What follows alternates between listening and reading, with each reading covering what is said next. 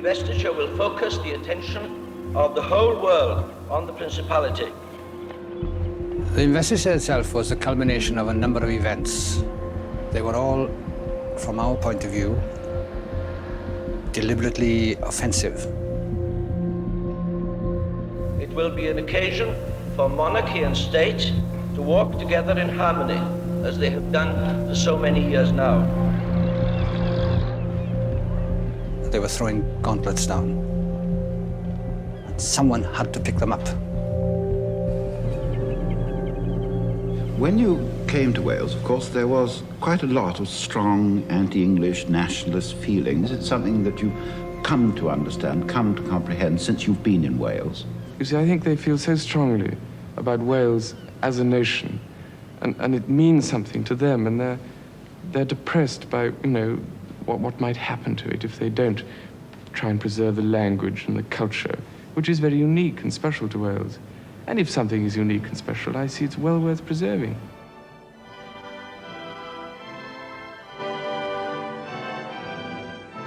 Well, it's now just 10 minutes to midnight, time on BBC One for us to wish you a very good night. Good night.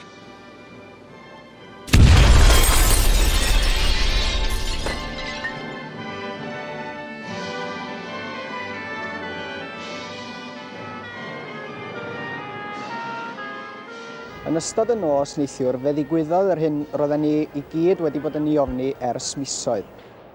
I believe that the nationalists of Wales have created a monster they cannot control.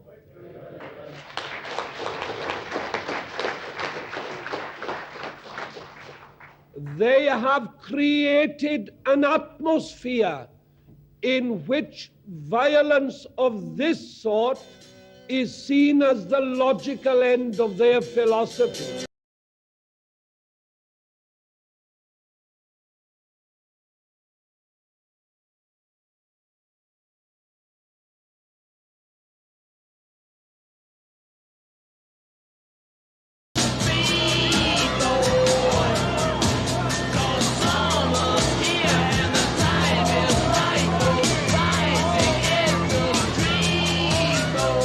We in Wales were the local arm, as it were, of a worldwide movement. A worldwide movement, a protest against the old established orders of the imperial order, which had led to 2 world wars and so on. Young people saying that they wanted a better future for their countries. We want a new order which puts people and their cultures first.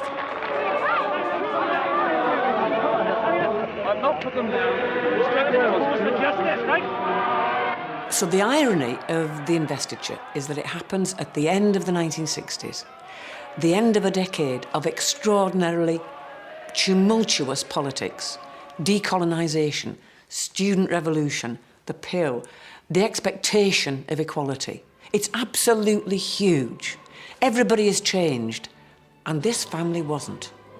In their island, what they do is reinstate this antique ceremony, purporting to be about 600 years old, except they've made it up.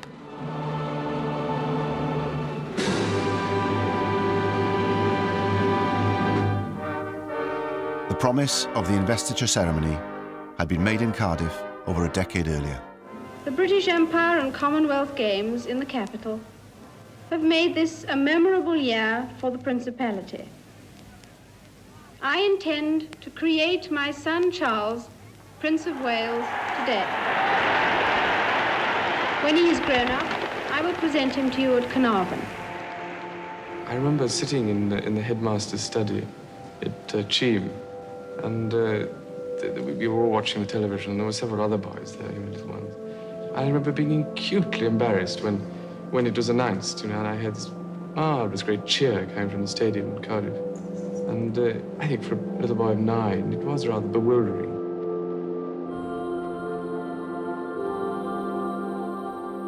Charles is a frightened, subdued soul. The Queen tells him, across a public address system, for goodness sake, that he's going to be anointed the Prince of Wales. This is a very odd way of being a family, but it's a guarantee of the duty of the sons. This is the way that the royal family was really operating at this point. You are told something, you put up with it, you deal with it, and you cope with it. And it's really hard for Prince Charles because he's a very sensitive child, he's a very thoughtful child, and this weighs heavily on him. He really is expected to just accept it and get on with it. The idea of the 1969 investiture was popular in Wales. A Western Mail poll at the time suggested that the majority of Welsh people welcomed their new prince with enthusiasm, without ever questioning his historical right to that title.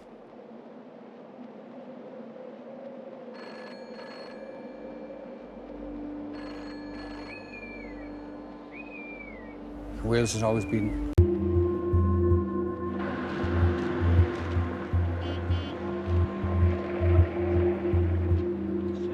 The investiture will focus the attention of the whole world on the Principality. The investiture itself was the culmination of a number of events. They were all, from our point of view, deliberately offensive. It will be an occasion for monarchy and state to walk together in harmony, as they have done for so many years now. They were throwing gauntlets down. And someone had to pick them up. When you came to Wales, of course, there was quite a lot of strong anti-English nationalist feelings. It's something that you come to understand, come to comprehend since you've been in Wales. You see, I think they feel so strongly about Wales as a nation, and it means something to them, and they're depressed by, you know, what might happen to it if they don't try and preserve the language and the culture, which is very unique and special to Wales. And if something is unique and special, I see it's well worth preserving.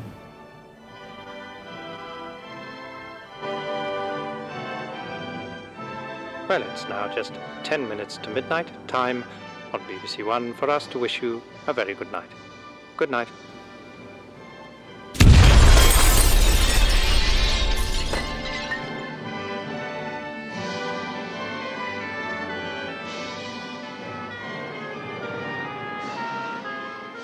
Yn ystod y nos neithiwr, fe ddigwyddodd yr hyn roedden ni I gyd wedi bod yn ei ofni ers misoedd. I believe that the nationalists of Wales have created a monster they cannot control.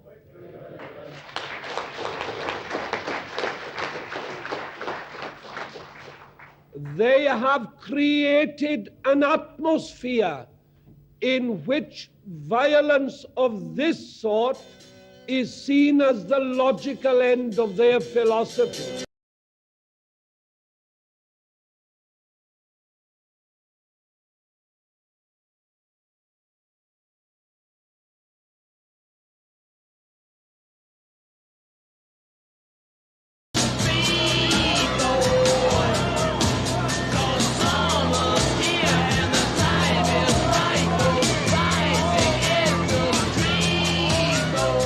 We in Wales were the local arm, as it were, of a worldwide movement.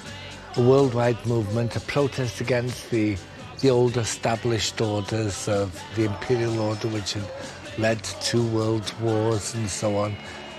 Young people saying that they wanted a better future for their countries. We want a new order which puts people and their cultures first.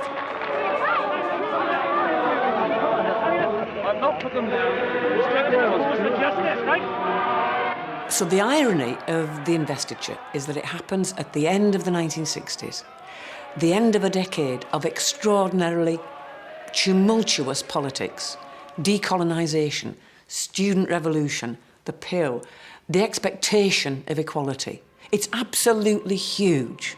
Everybody has changed, and this family wasn't. In their island, what they do is reinstate this antique ceremony, purporting to be about 600 years old, except they've made it up.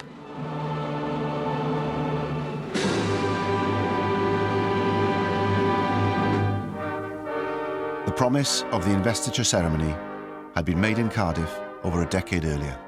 The British Empire and Commonwealth Games in the capital have made this a memorable year for the Principality. I intend to create my son Charles, Prince of Wales, today. When he is grown up, I will present him to you at Carnarvon. I remember sitting in the headmaster's study at Cheam, and we were all watching the television, and there were several other boys there, little ones. I remember being acutely embarrassed when it was announced, and I had this marvelous great cheer coming from the stadium in Cardiff. And I think for a little boy of 9, it was rather bewildering.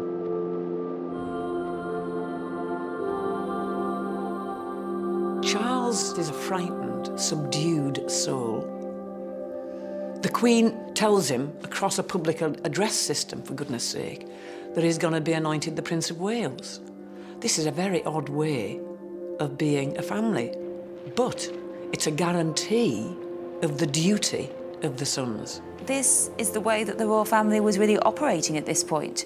You are told something, you put up with it, you deal with it, and you cope with it. And it's really hard for Prince Charles because he's a very sensitive child, he's a very thoughtful child, and this weighs heavily on him. He really is expected to just accept it and get on with it.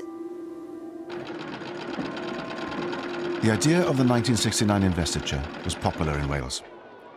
A Western Mail poll at the time suggested that the majority of Welsh people welcomed their new prince with enthusiasm, without ever questioning his historical right to that title.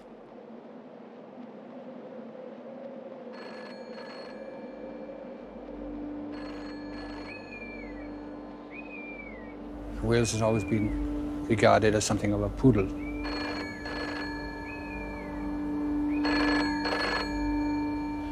And I think the principle was that we had to show that this was not a sentiment shared by everyone, and that there were some people who remembered a bit further back.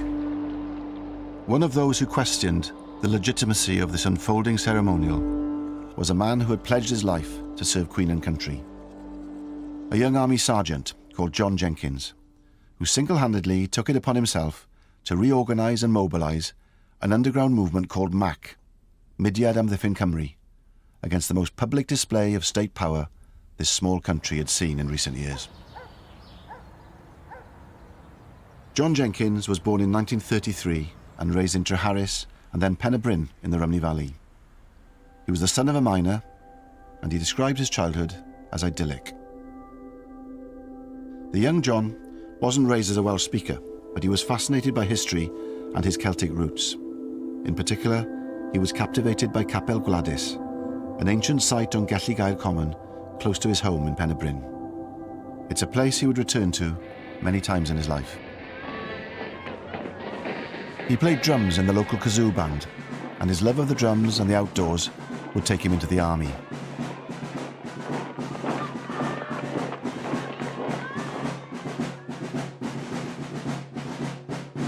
He joined the Dental Corps in 1951, and he was to be in and out of the army for the next 20 years. Cyprus. In keeping with British anxiety that the frequent riots may lead to bloodshed, our troops have exchanged their arms for riot sticks and shields. By the summer of 1958, John Jenkins is posted to Cyprus. What going on in Cyprus at that time is the AORCA campaign, which is against British rule on the island. After 4 years of an insurgency in which police bases and military bases are targeted, Cyprus is handed back its independence, and John realises that this has been achieved with only a handful, a comparatively small number of men.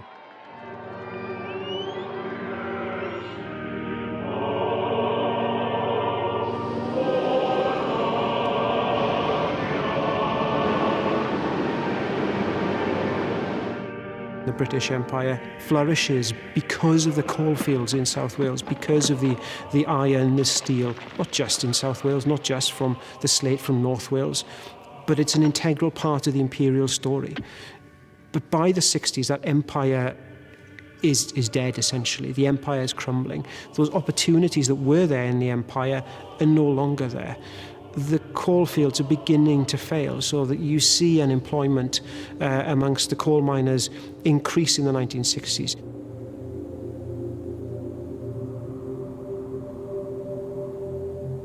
With Welsh industry in slow decline, water was perhaps the only natural resource that Wales had left in abundance.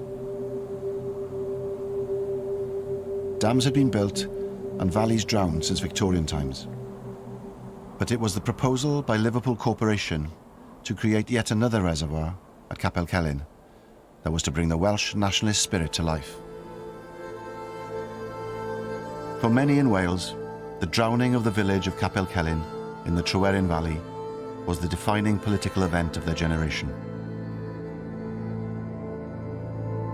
Despite protests on the streets of Liverpool, numerous petitions, and a vote by every Welsh MP against the proposed scheme, the drowning of the valley went ahead. John Jenkins' political flowering really begins with witnessing what is happening with the flooding of Tryweryn. I mean, he's in Germany at the time. He sees that there are 36 Welsh MPs, not one of whom votes in support of the bill, and yet, having exercised this democratic opposition, the voice of Wales is ignored. But he thinks something's wrong here. When a nation such as Wales can be hit over the head so badly, then where do we go from here? Where does that leave us?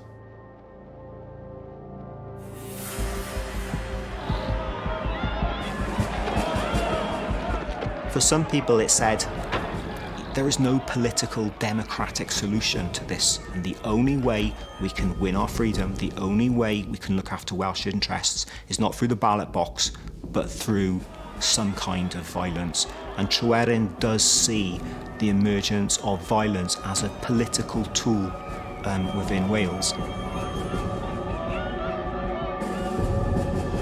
The following year, on his return to Wales, John Jenkins was to bear witness to one of the most horrific man-made disasters of the industrial age, in a town that was close to his heart. BBC One continues now, earlier than published, with 24 hours.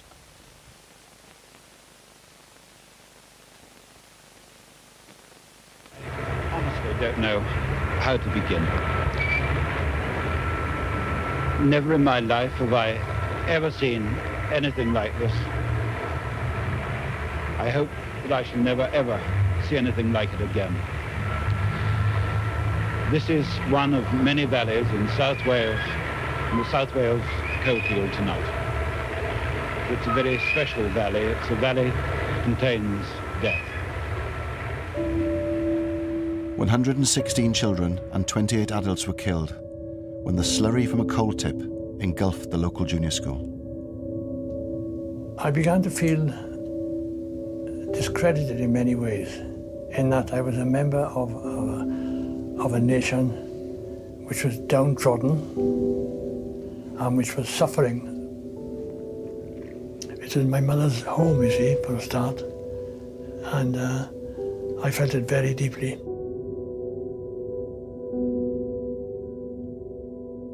It was a combination of various factors which did include Tryweryn and did include Aberfan. Those are the things which made me realise that something must be done. That summer had seen a significant victory for the nationalist movement in Wales, with Plaid Cymru, the Welsh Nationalist Party, winning its first parliamentary by-election in Carmarthen in July 1966, making Gwynfor Evans the first ever Welsh Nationalist MP at Westminster.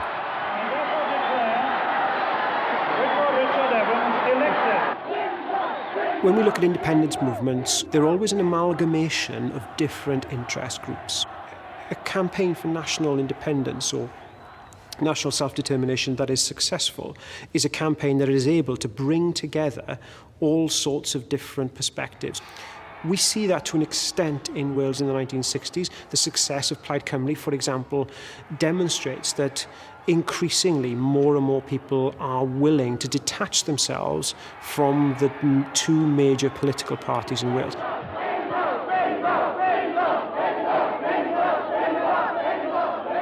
But Gwynfor Evans would struggle to reconcile his position as Plaid Cymru's only representative in Parliament with the demands of other groups within the growing movement for Welsh independence. Cymdeithas yr Iaith was founded in 1962 to try and get official status for the Welsh language, to get road signs in Welsh, official forms in Welsh, was part of the awakening of realising that our language was not something which was dying out, but was part of a a living, new, young enthusiasm for Wales, a young revolution in Wales.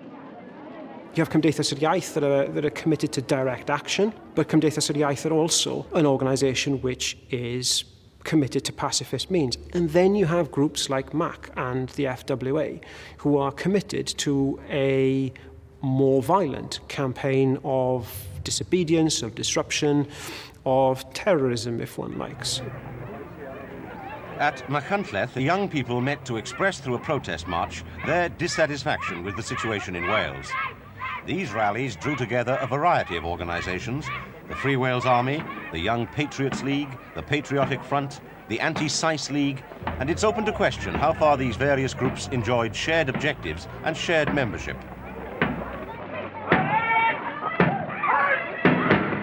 Well, the FWA started as, 2 or 3 people got together, people like Cayo and Dennis Coslet especially, a couple of farmers that were related to Cayo. Cayo had a privileged boyhood and education, public, 2 or 3 public schools, I think.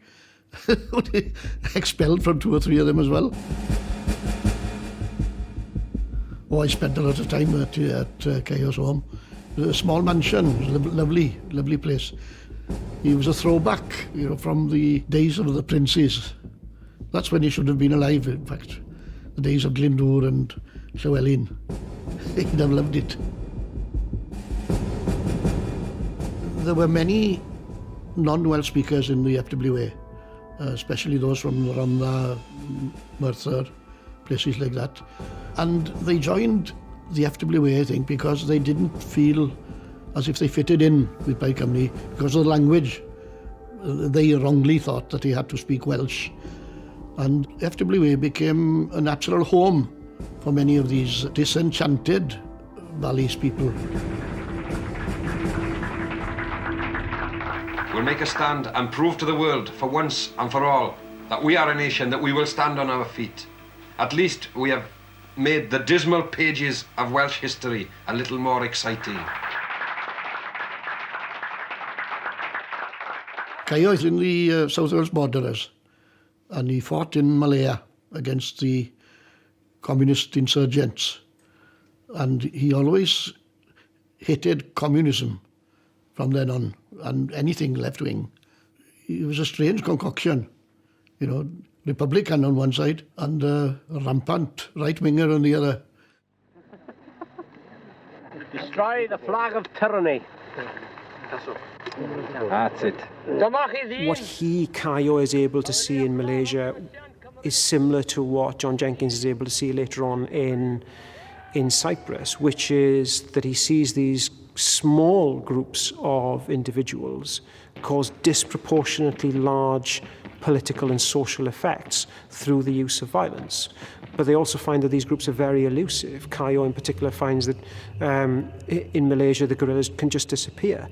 And that, of course, is very similar to the way the Welsh have waged warfare for centuries back in medieval times. The landscape of Wales is very rugged, is very rural. And if you look at the ways the campaigning of, for example, Owain Glyndŵr, there's a big emphasis on small, what we might now call guerrilla tactics.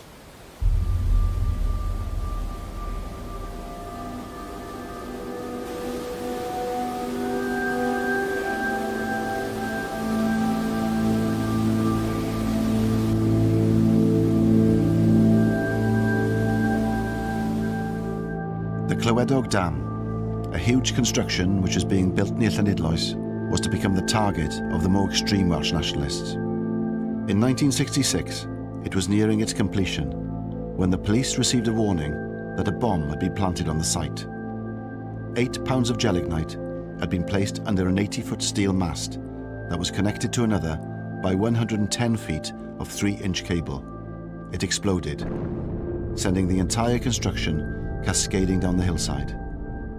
Speculation was rife about who might have been responsible, but an olive green Castro cap, found 30 feet from the scene, seemed to point the finger conclusively towards Cayo Evans and his men. I don't think it was being worn by anybody who undertook the operation. It was dropped deliberately by somebody, put it that way.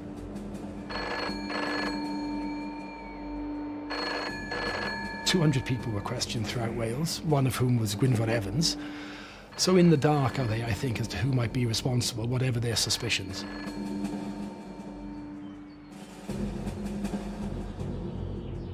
The Clywedog explosion had in fact marked the return of a shadowy organisation which had been started back in 1962 in reaction to Tryweryn. This was MAC, Mudiad Amddiffyn Cymru, the Movement for the Defence of Wales.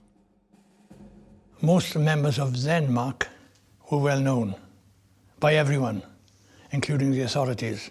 So therefore, any action that had to be undertaken by someone who wasn't known, and I certainly wasn't known. On his return from Germany in 1966, John Jenkins started to reorganise MAC. He was based at Wrexham, at the dental unit in Satan Barracks. As a non-combatant in the army, he had the perfect cover. He was a low security risk, and his job required him to travel around the country. Plus his role in training the TA band brought him into contact with a new source of potential recruits. Some people would come up and say, oh, so-and-so is a good lad, you know, he's really raring to go. And if he then proved beyond any doubt that he was the right sort of material, he would be recruited, and he would then recruit his own cell. 1 or 2 people at the most, no more. You know your immediate 2 or 3 people in the cell, and you may know the one superior person above that, but you don't know anybody else. They wouldn't even know how to contact me. I would contact the leader of that cell. He was the only one who knew my face. He didn't know who I was, didn't know where I was from, nothing. I would suddenly appear, because I would know where he was all the time. One of John Jenkins's first recruits was to be a 19-year-old flautist in the TA band called Frederick Ernest Alders.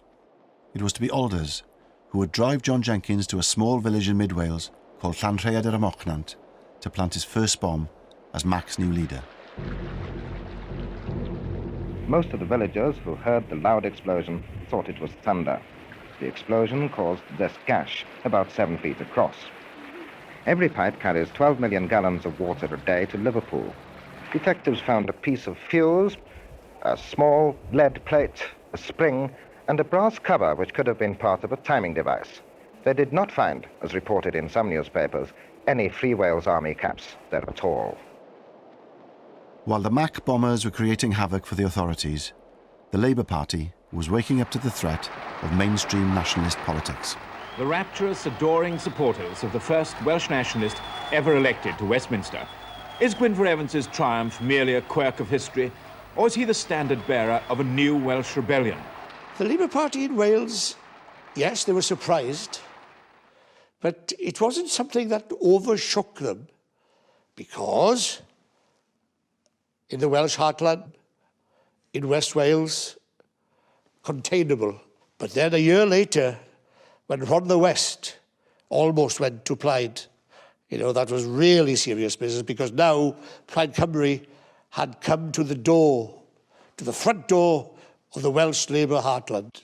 Somehow, whoever it was, they must have thought back, they must have known their Welsh history, how the investiture of 1911, that Lloyd George himself thought of, how popular that appeared and came across Wales. Someone must have thought, hey, this is what we need to do.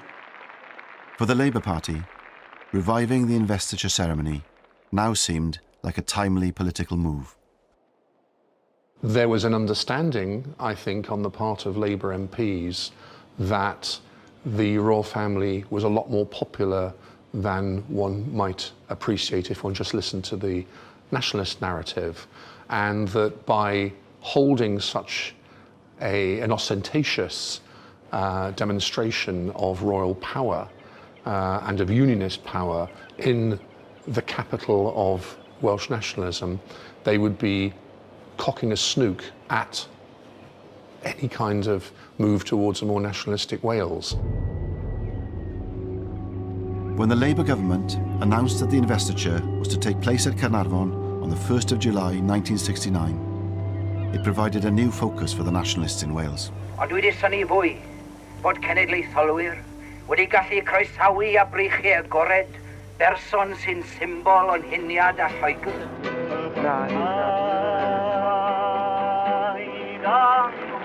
Cymdeithas yr Iaith prepared themselves for a new wave of protest, and with the first meeting to discuss the investiture arrangements to take place in Cardiff in November, all eyes were on the capital city.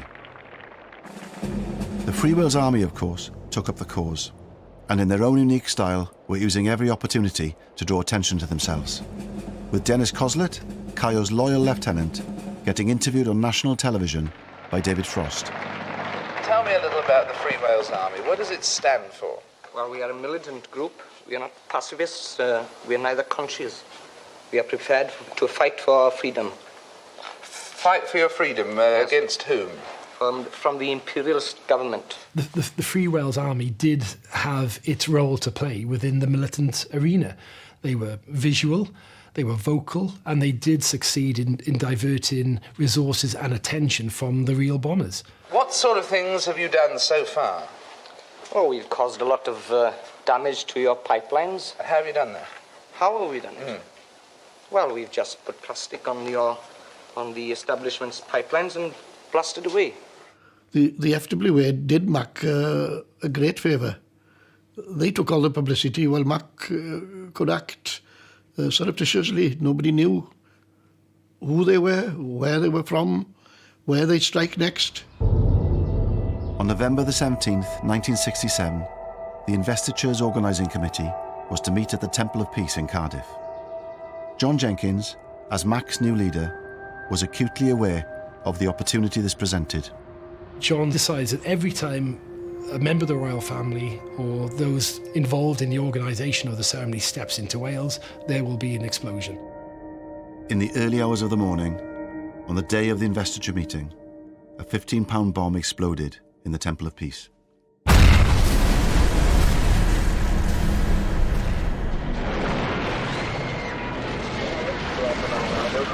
Roads out of the city were immediately sealed off, and within an hour of the blast, known extremists throughout Wales had been roused from their beds for questioning. A frantic effort was made to prepare the building for the meeting, which was due to take place in the Grand Hall at 11:30 that morning. The Queen had appointed her brother-in-law, Lord Snowdon, to coordinate the ceremony. He arrived at Cardiff Central Station to be informed that both he and the conference were the subject of a police maximum security operation.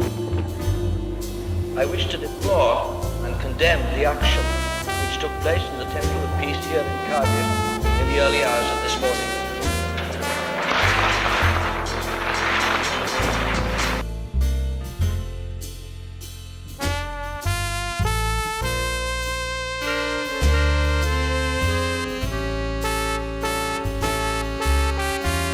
The most explosive of years across the globe sees the start of 2 years of explosions in Wales. The Snowdonia Country Club becomes the first of many MAC targets leading up to the investiture. The bomb went off in this letterbox fixed to the wall at 20 to 2 this morning.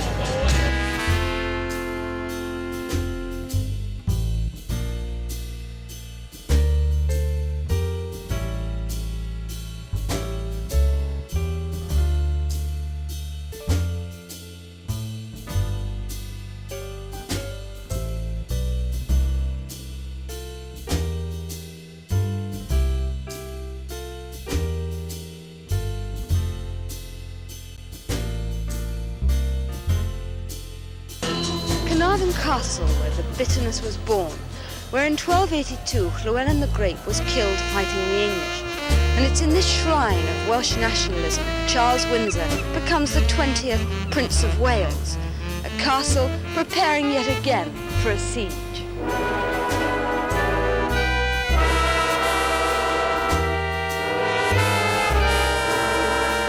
Would you like to go to the investiture and see the prince?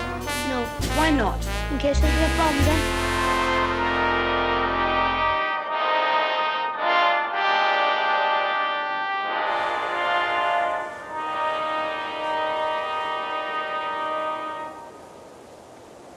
I believe that the nationalists of Wales have created a monster they cannot control. George Thomas became a bit of a caricature of someone who hated the Welsh language, even though they were Welsh, and who gravitated towards an English monarchy. Royalty, the royal family, was very, very, very important to George. Hugely important. Gwenoro Jones, who was an official of the Welsh Labour Party before he became an MP, for example, used to visit George at his home. He walked into the lounge, either side of the fireplace, 2 feet by 3 feet type of size. Both sides, the Queen and Prince Charles. Amazing. Funny thing to keep in your lounge, isn't it? The first appointment of the day for George Thomas MP, Secretary of State for Wales. Breakfast with Mam. Even though the announcement of investiture was in the days of Clydwyn Hughes, the carrying out of the process, that was George's responsibility, and I bet you he must have loved it. He would have been in his element. The Prime Minister said to me, "And next year, George, you will have the investiture of Prince Charles." Well, at that stage, I didn't think it was going to involve any problems, because I thought, well, that's right, it'll be a very pleasant occasion, but a full stop. But of course, we had a lot of anxieties first. A device had been placed on a basement windowsill, and the blast, which was heard 3 miles away, blew indoors and threw furniture around. No sooner had George Thomas become Secretary of State than Mac struck again, audaciously blowing up his headquarters at the Welsh office. Minister, do you think that, say, Home Rule for Wales would stop this sort of thing? Not at all. Our Home Rule for Wales isn't wanted by the Welsh people. You'd start a lot more trouble if you tried to give Home Rule to Wales. What we are seeking for is a greater sense of participation in the work of the government.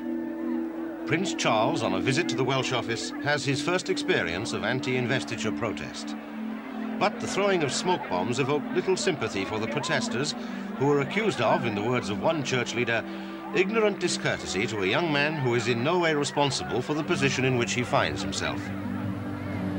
La la la la la la la la la la la. Mae gen I ffrind bach yn byw ym Buckingham Palace, a Charlo Windsor yw enw e. Tro dwetha res I gnocio ar ddrws oedi, daeth ei fam i'r drws a medde wrtha I. O Carlo, Carlo, Carlo Maripolo heddi, heddi.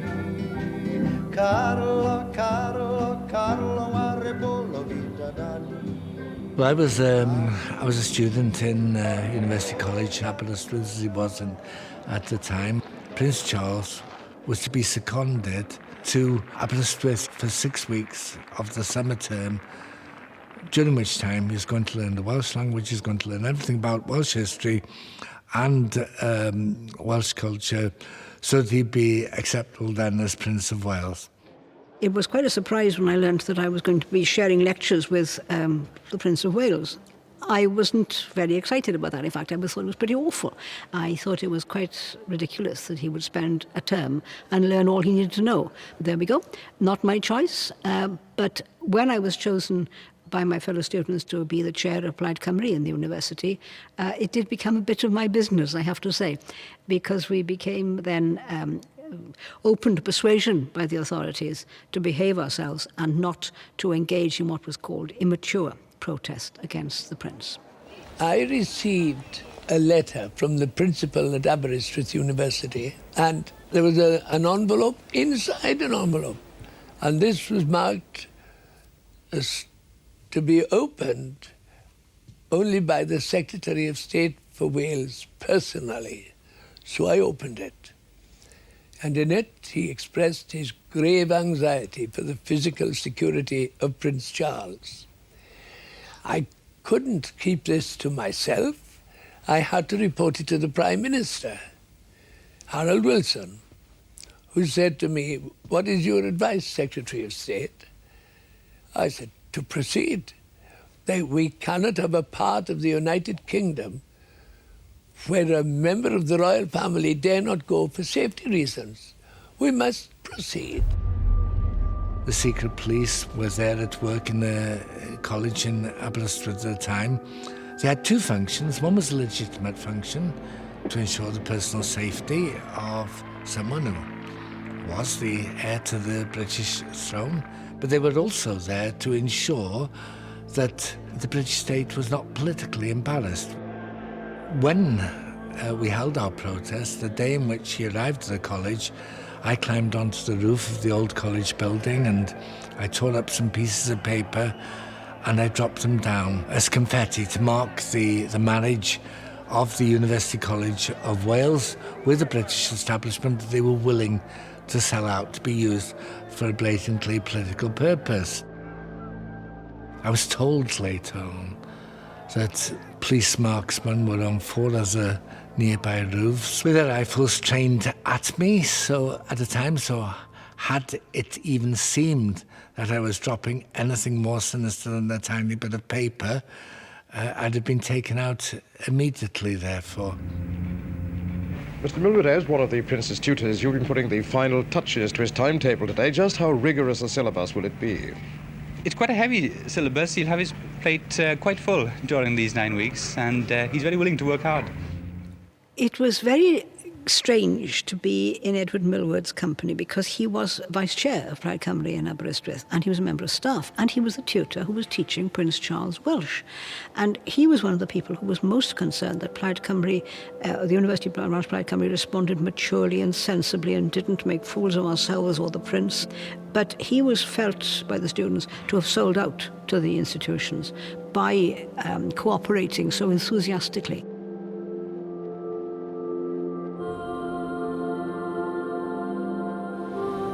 There have been stories that you've had rather a lonely time at the University of Wales at Aberystwyth. Is this so? Well, yes. I wonder where these reports come from, but I suppose they circulate. You see, the trouble is that one has to remember that I'm in a slightly different position from several other people. And I think they try and put themselves in my position too much.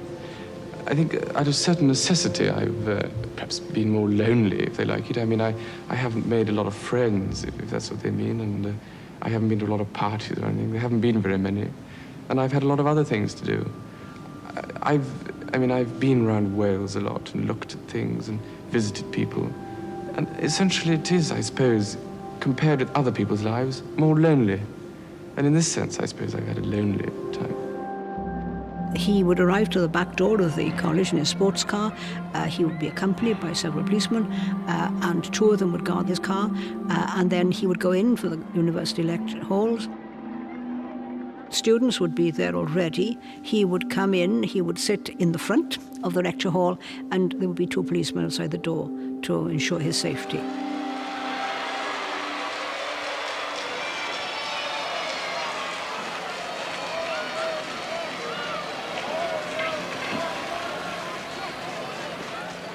You also learned the Welsh language. Did you find that very difficult? Because most English tongues find it very difficult to get round.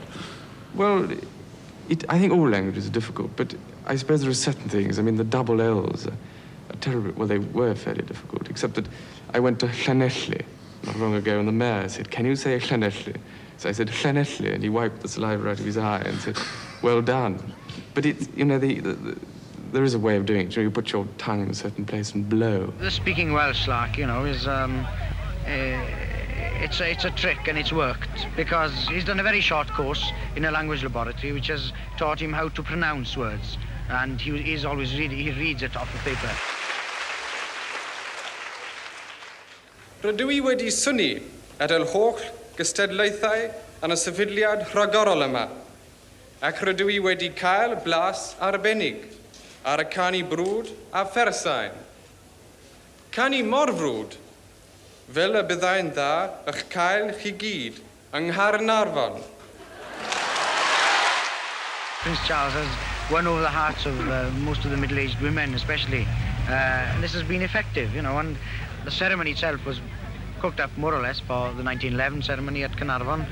by Lloyd George, and it was then a political gimmick, and to a great extent it is now also a political gimmick. Well, this picture is a very splendid picture of the presentation of the very first English Prince of Wales to be presented to the Welsh people in 1284. And this little fellow here is the actual Prince of Wales being held by his dad, King Edward I. And here are the painters of this splendid picture. There's Ian, Lynn and Mark. Hello. Now, of course, there is the famous story that the Welsh had said they were going to refuse to have any Prince of Wales who didn't speak Welsh. And so Edward tricked them, and he brought out his newborn son, who spoke no language at all, and said, "Here is a Prince of Wales who doesn't speak English." That is a complex moment of myth-making, really, because actually the investiture of Edward II took place over in Lincoln, in East England, rather than Carnarvonshire in 1301, 17 years later. And no ceremony was recorded, and certainly nothing happened in Carnarvon because Edward wasn't there. So when we think about these ceremonies, we've got to think about an idea first coined by historian David Cannadine. That was the invention of tradition. The monarchy's stress through staging royal ceremonies in more public ways, that this stuff is old, that it has a long tradition reaching back hundreds of years, if not 1,000 years, when in fact all of the pageantry, the pomp and circumstance, the colour, the gold, the glitz that we associate with the modern British monarchy, a lot of it's come from the 19th century as a way of sort of articulating a sense of shared history and heritage that unites the nation as a whole. 1969 is definitely a departure from 1911 in terms of the way the ceremony looks and feels. And instrumental to the changes is the figure of Lord Snowdon, Anthony Armstrong Jones, who had, at the start of the decade in 1960, married the Queen's younger sister, Princess Margaret. And in his approach to the ceremony in 1969, he tries to incorporate all of the sort of the feel of the 1960s, that it is a more modern ceremony. I think that when I did it, there are certain people thought I was going to be a whiz kid and do an ultra-modern thing. Actually, it was very traditional. And if it's sort of like what Henry V would have done if he'd had perspex.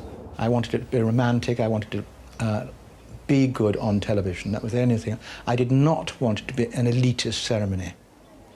In the stage management of a national occasion, there's never been such a bias towards television before. Scarcely a battlement here without its cameras. And under the guiding hand of Lord Snowdon, the castle has become a kind of medieval television studio. I mean, it would be madness to design it just for the few inside. One must design it for the 500 million viewers, which is believed to be watching. And the rehearsal started where the procession itself will start, at the special Royal Railway platform built near a factory 2 miles from the town. It was one of the biggest security the country had ever seen at that time. There were nearly 2,500 police officers. They came from everywhere, including the plainclothes. I think there were about 1,000 of those, 1,500 nearly uniformed officers. To organise such an event was enormous. The gentleman in charge, the Duke of Norfolk, he was an experienced coordinator of such events, but the biggest danger is if you pre-tell everybody where you're coming, how you're going to do, where you're going to walk. A good terrorist can either have a sniper, an explosion, or what have you, and that's how, if I was going to attack anybody, how I do it. The discovery of a bomb near Holyhead Pier, where the royal yacht was due to visit, intensified police fears over security. 3 men were arrested, but their connection to Mac was never proved.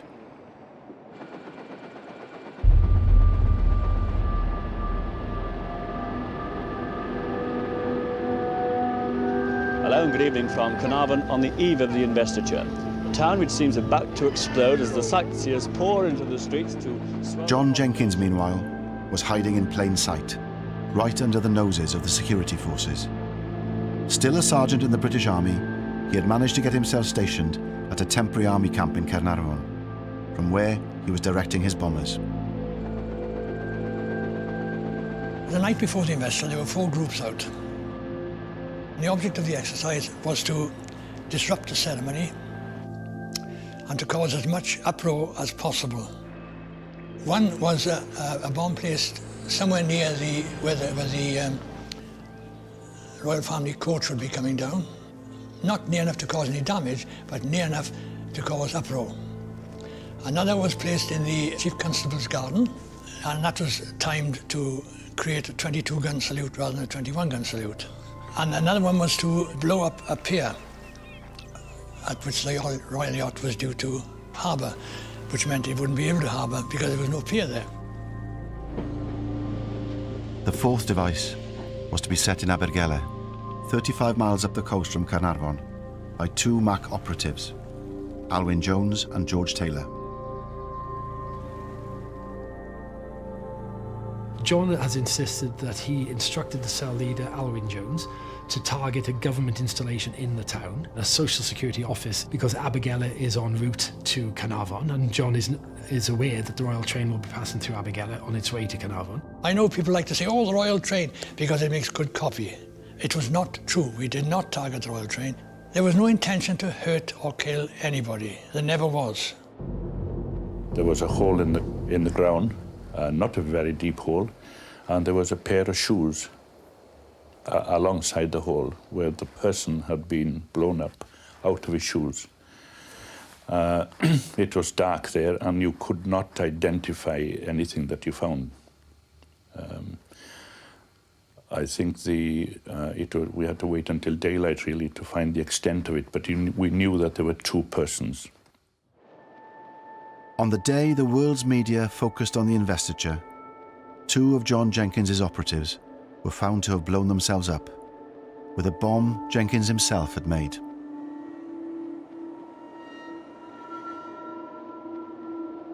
An officer put his head in and said, well, we got two of the bastards last night.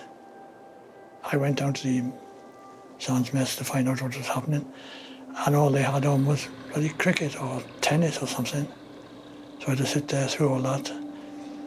I had to act as if nothing had happened and laugh and drink with them all and joke about it and stuff like that. And it was several hours later I discovered which group it was.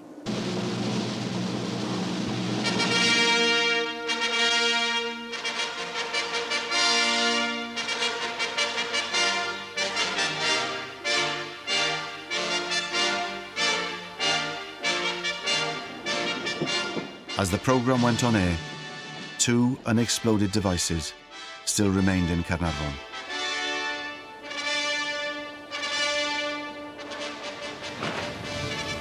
There's the Prince of Wales. He's got out of the train now and into his carriage, wearing the uniform of the Colonel-in-Chief of the Royal Welsh Regiment. With him is the Secretary of State for Wales. We would be untrue to history if we did not say everyone, including the royal party, everyone held their breath until the thing was over.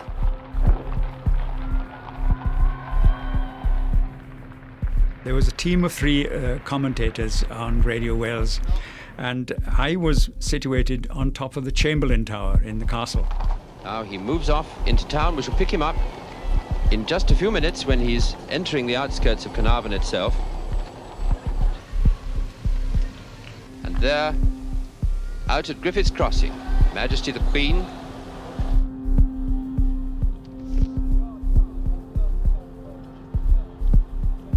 When the Queen arrived in Griffith's Crossing and came off the train, there was to be a 21-gun salute. We had instructions, whoever was on the air when the royal salute began was to cue back to me, and I would say immediately jump in and say, now you heard that gun go off. That was the first of the 21-gun salute, signalling the fact that the Queen has now arrived in Wales and is on her way into Carnarvon.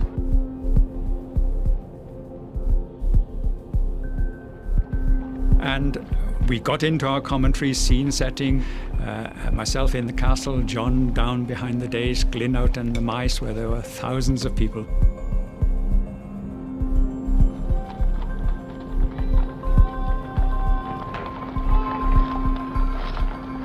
And suddenly, and rather unexpectedly, there was this boom. And so Glyn, fair play, did exactly as we had arranged. He handed back to me, and I jumped in quickly and said, "There you are," he said. "You've just heard the first gun of the 21-gun salute. Now we'll listen to the other 20 guns." Absolute silence. Nothing. It was quite clearly a bomb.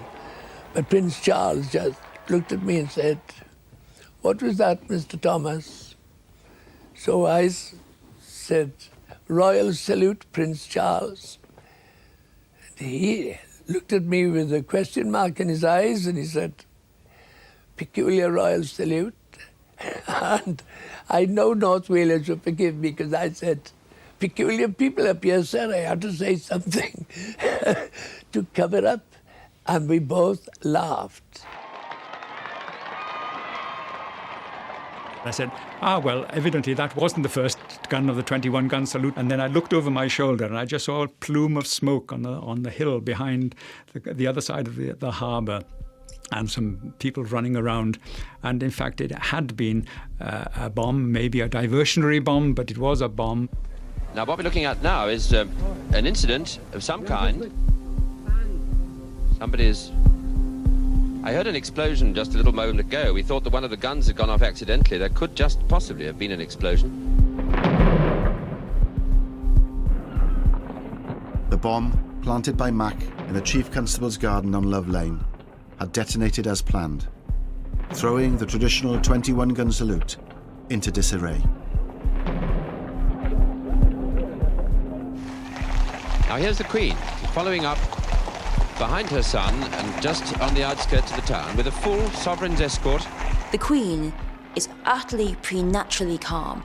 Nothing can flap her. I mean, the Queen herself was very nervous when she went through the coronation. She was very nervous about the ceremonial, very nervous about the fact that if you put a foot wrong on TV, it'll never be forgotten. So how must Prince Charles feel going into this impossible new ceremony? A young man, he's not king yet, he's a long way from that responsibility, and he's young and he's nervous and he takes things incredibly seriously. If he puts a foot wrong, he will really take it terribly to heart and feel he's made a dreadful mistake.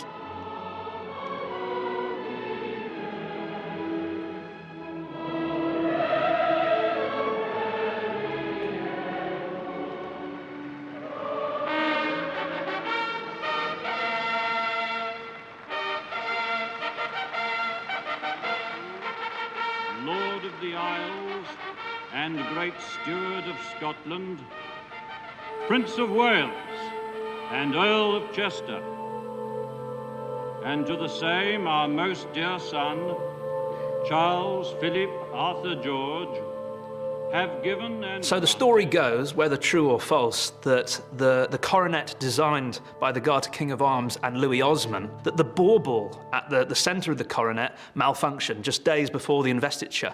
And so rather than fuse the original bauble back at the centre of the coronet, what instead they had was a ping pong ball wrapped in gold leaf, which made it there on the day.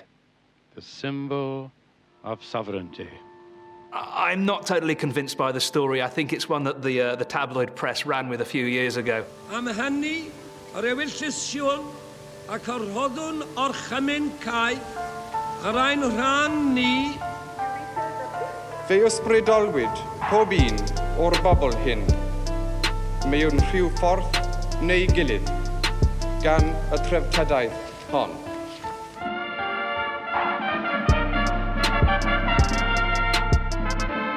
The one big tension point, of course, was after the actual investiture, when the Queen and the Prince of Wales went up and to the wall of the castle overlooking the mice and were being presented to the people, as it were. But once they appeared on the balcony, everybody was holding their breath. As the newly crowned Prince of Wales proceeded towards his public, one of Mac's bombs remained undetonated in the streets of Caernarfon.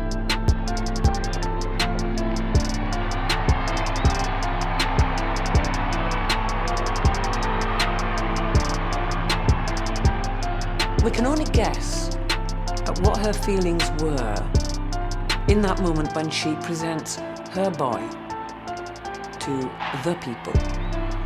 And they're there in this kind of raw, exposed, beautiful, but very vulnerable space. And she's giving him to risk, exposure, danger. There is no mistaking spontaneous applause, and this is the real thing.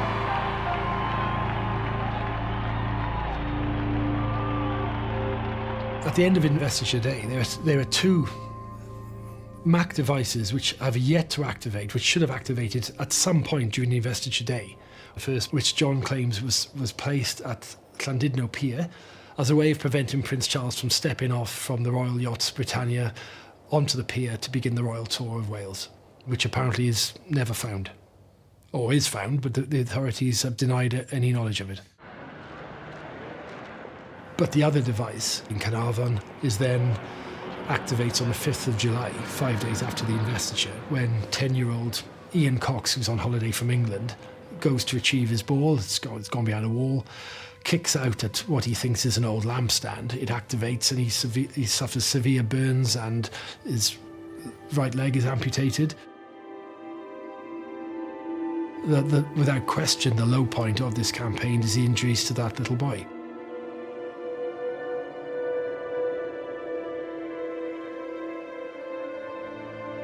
The perfectly understandable response is that such injuries to a 10-year-old boy can never be justified, whatever the political cause. Whenever anything failed to detonate, a call was always made to the police to tell them about it and where it is. And this was done, but they didn't take any notice of it, apparently.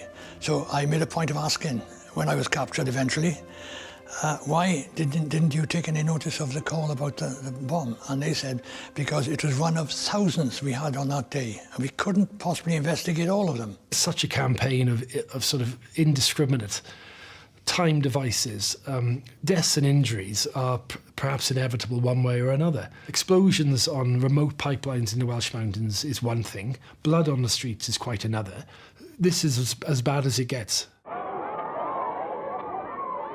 I think, looking back, Charles was the experiment. He was the guinea pig, if you like, in the royal family media project, in the whole let's get the TV cameras in and show ourselves off. Now, partly, that's a pact with the devil. They have to do it because that's the commandment, really, of modernity. But it puts them at huge risk. He can't go back to being a private royal, a private student, ever again.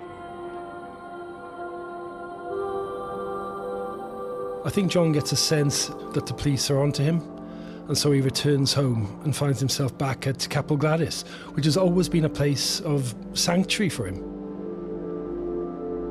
John said if the pressure was bad leading up to the investiture, after it was just almost to the probably unbearable, actually. Having lost two colleagues in MAC, owing to a bomb which he had assembled, which he had handed to the cell leader Alwyn Jones. But if that wasn't bad enough, then he has the injuries to Ian Cox 5 days later.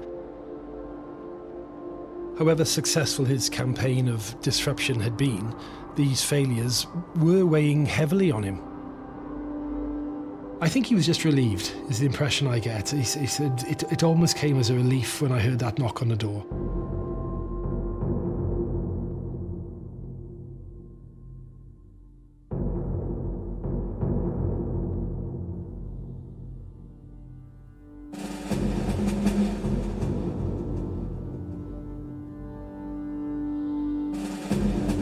Years on, aged 86, John Jenkins is seeing out his days in a nursing home, having forgotten nothing. While history seems to have forgotten him and the war he once waged against the British state, he says his only regrets are the deaths and the casualties that he caused. The investiture thrust Charles into a life lived under constant media scrutiny and intrusion. 50 years on, at the age of 70, he remains a monarch in waiting, and the longest-serving Prince of Wales in British history. Sian Lloyd asks what the Prince of Wales has done in and for Wales in Charles, Prince for Wales, available on BBC iPlayer.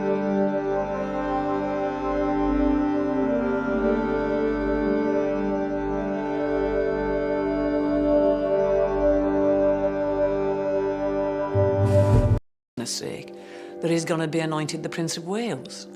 This is a very odd way of being a family, but it's a guarantee of the duty of the sons. This is the way that the royal family was really operating at this point. You are told something, you put up with it, you deal with it, and you cope with it.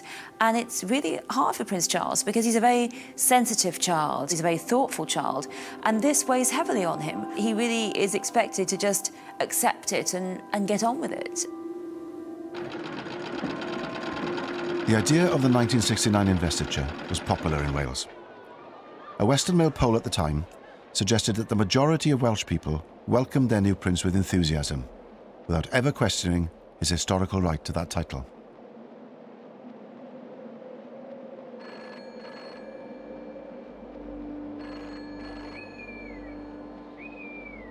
Wales has always been